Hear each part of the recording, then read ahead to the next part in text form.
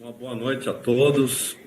Eu gostaria de saudar aí o nosso presidente Alberto Fraga, deputado Fernando Máximo, o sempre atuante aí Ismael Alexandrino, Júlia Zanata, nossa deputada por Santa Catarina. Meu nome é Dr. Marcelo Barazal, advogado criminalista, conhecido do mundo do tiro aí como Dr. Beretta.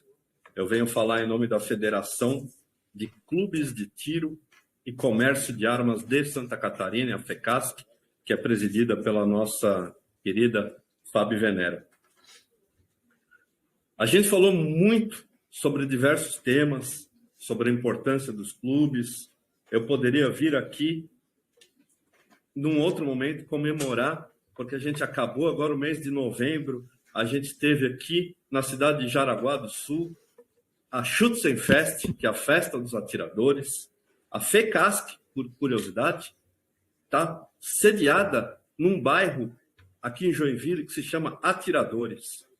Eu poderia falar para vocês também que em Santa Catarina nós temos um dos clubes mais antigos do Brasil, em Brusque, que foi fundado em 1866. A importância do esporte, nós poderíamos abordar vários temas, mas eu acho que essa audiência pública tem um motivo, que é esta redução que aconteceu na validade dos CRAFs e dos CRs. Muito bem falou o delegado Guilherme, que chefia a DARME da Polícia Federal, das dificuldades que a Polícia Federal vai enfrentar. Muito bem ele apontou que são mais de 1.100.000 CRs vencendo no mesmo dia. Mais de 4 milhões de CRAFs vencendo no mesmo dia. Quem trabalha como eu trabalho basicamente, me dedico meu escritório ao porte federal, então trabalho muito com o sistema Sinarme. Sistema Sinarme que tem saído do ar praticamente toda semana e nós não tivemos a migração ainda dos atiradores para a Polícia Federal. Eu fico imaginando como vai ser isso no dia 26/7/2026.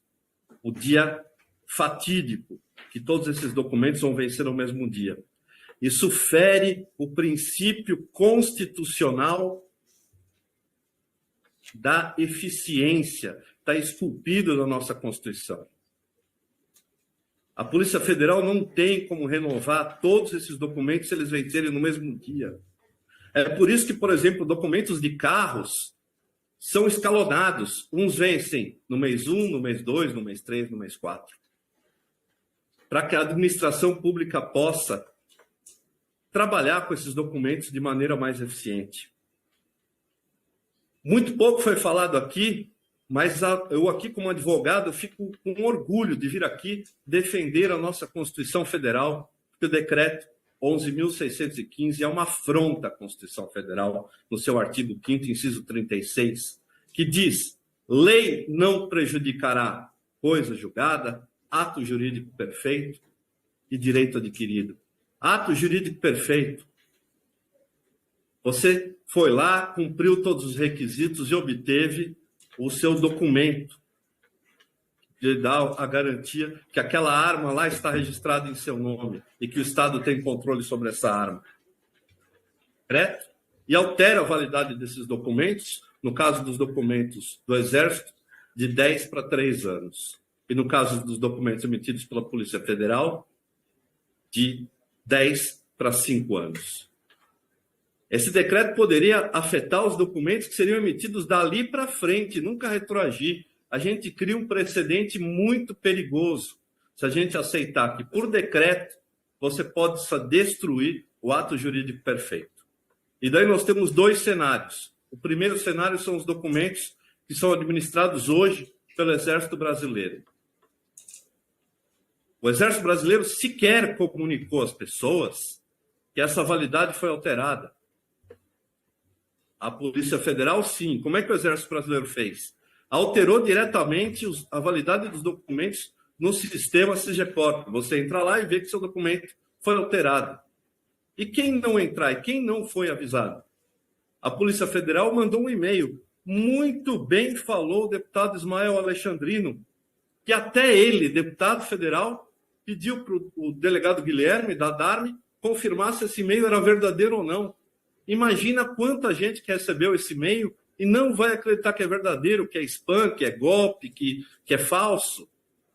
Isso coloca mais de 1.100.000 atiradores em risco. E daí eu poderia vir aqui falar para vocês que, além da Constituição Federal, existe uma grave violação ao processo administrativo federal.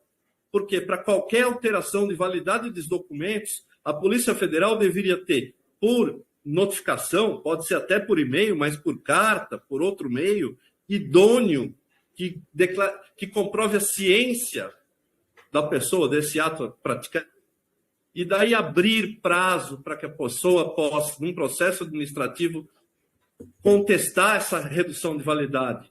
Isso a Polícia Federal não fez. É uma violação à legislação que regula o processo administrativo federal,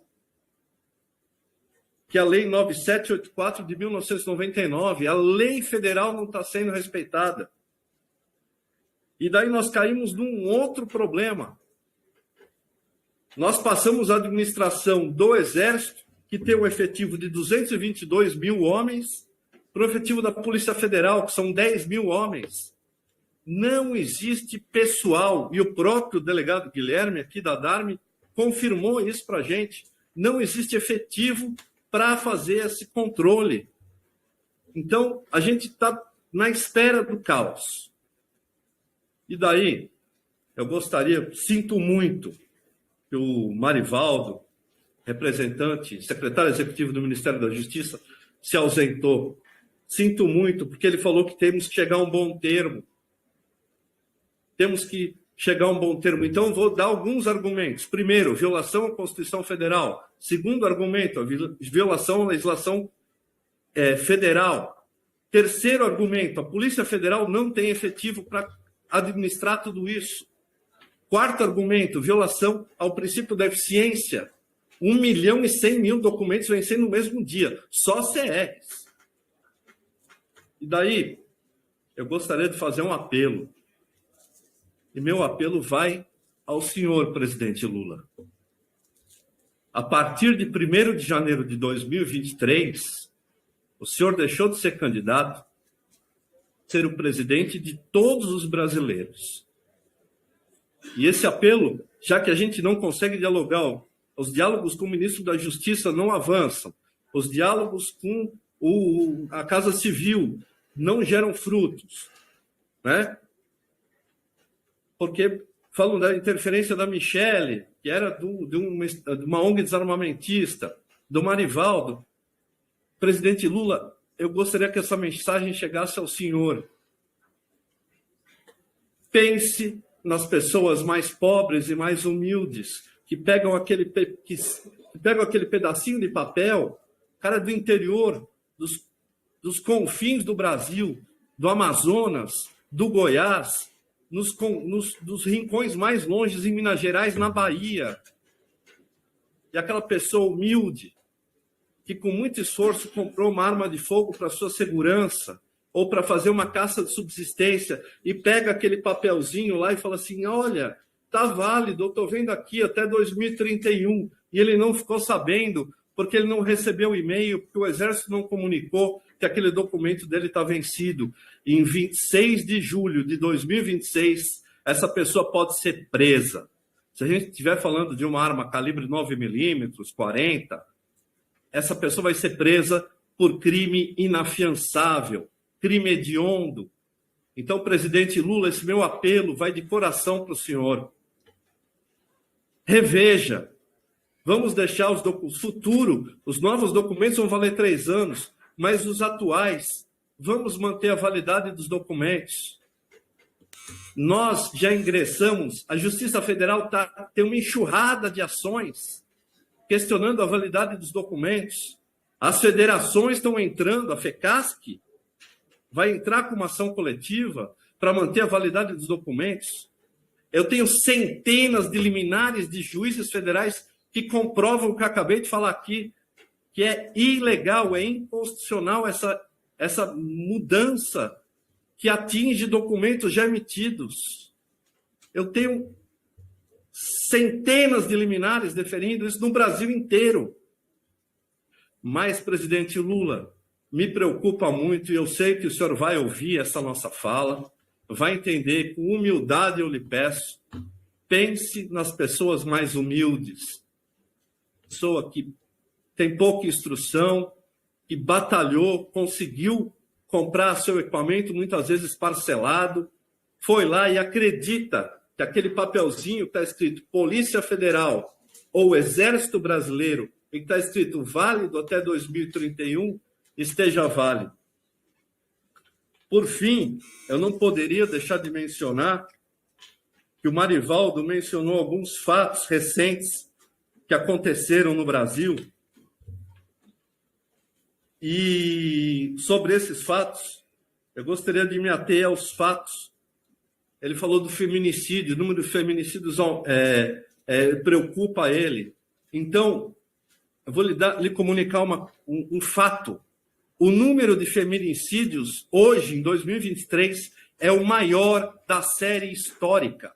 Ou seja, a política de desarmamento não diminuiu o feminicídio, aumentou, que a única maneira de uma mulher se proteger contra um agressor não é um papelzinho da Lei Maria da Penha, isso não vai afugentar o agressor. É exatamente uma arma de fogo que vai lhe dar o poder de poder se defender. Também gostaria, doutor Beretta, de falar o seu sobre tempo de 10 minutos ele se esgotou. Os fatos que aconteceram no Rio Grande do Sul. Ah, mas o Rio Grande do Sul, a arma que ele usou era do Sinarme. Então, qual grande falha do controle da Polícia Federal, do Exército, se a arma que ele usou, o agressor lá do Rio Grande do Sul, a arma que ele usou era uma arma registrada do Sinarme, e mais, 2 armas eram ilegais. Doutor Marcelo, para concluir, por favor. Armas ilegais, a gente nunca conseguiu controlar armas ilegais. E, por fim, para encerrar minha fala, parafraseando